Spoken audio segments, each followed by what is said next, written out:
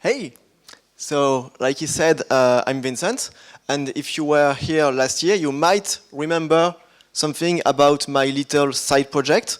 So it's still here. I'm very glad to say that it's not little anymore because there has been like crazy amount of people who like it. So if you were here last year, you might remember I did this little top 12 of the content of the account, and we've been thinking with the organizer, like we say in computer science, if it ain't broke, don't fix it. So here we go again. We're going to do a little bit of a top 12.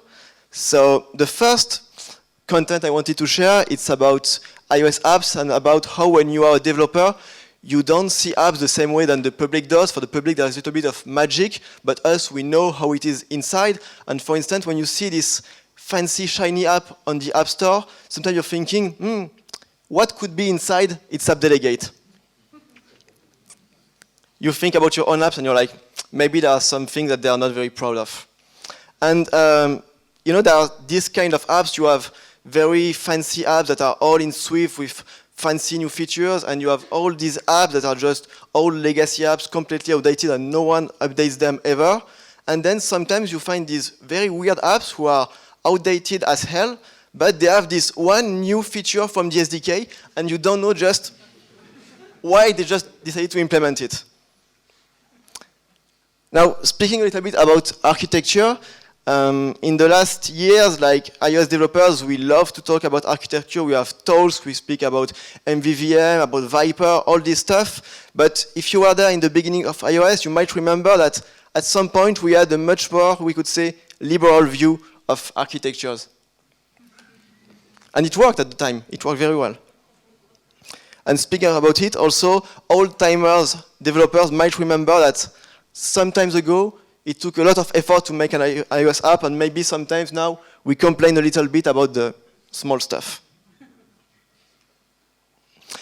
But there are still some very courageous iOS developers that they said, okay, I'm going to learn something. For instance, maybe you have a friend that says, I'm going to learn metal. I want to learn about metal. Maybe you should give him a call, because some of them, they don't seem to be doing very well. And now speaking about us as developers, now developers are lazy. It's a known fact. And for iOS developers, maybe this is the best way to summarize how lazy we are. Just reload all the data and that's it.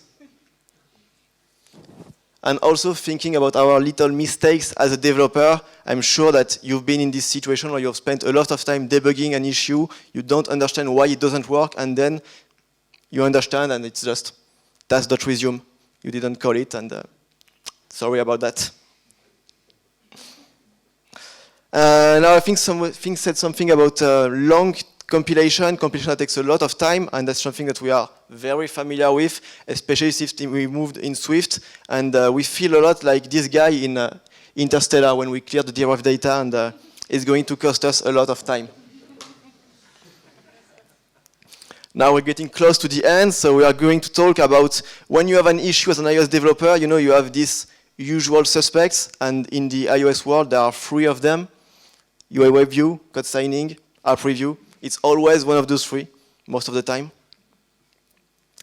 Now we're getting close to the end. We're going to talk about this little death that there was in the iOS family, in the SDK. Someone died, but for some weird reason, developers, they seem to be quite happy about it. I don't know what this guy did, UI WebView, but something bad, I guess. And also, if you follow a lot on Twitter, I think you're starting to feel that you are iOS developers now. There are 2 kinds of iOS developers. There are the ones that are really excited, and there are the ones just in the background, still doing their stuff, and they seem to be pretty happy with it. So.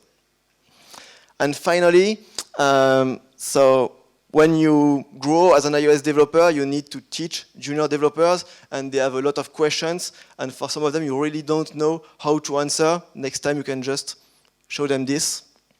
I think they will understand. So, thank you a lot. The handle of the account. If you liked it, tell your friends. You can contribute, of course. Thank you.